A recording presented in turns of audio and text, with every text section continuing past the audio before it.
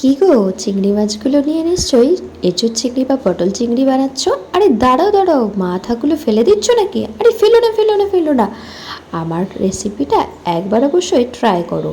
1 ঘন্টা আগে ভিজিয়ে রেখেছিলাম মুসুর ডাল, সাথে নিয়েছি পেঁয়াজ কুচি, লঙ্কা কুচি, আর 4-5টা কোয়া রসুন, আর 2 টুকরো আদা। ব্যাস মিহি করে পেস্ট করে চিংড়ি মাছের মাথা পেস্ট, লঙ্কা, পেঁয়াজ, হলুদ, নুন, সামান্য চিনি, আর সাথে কিন্তু নিয়েছি একটুখানি বেসন।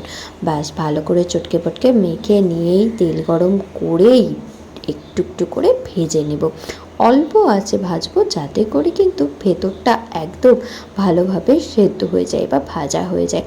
এরপর মুচমুচে করে ভেজে নিয়ে তুলে নিলে রেডি হয়ে গেল চিংড়ি মাছের মাথা দিয়ে বড়া।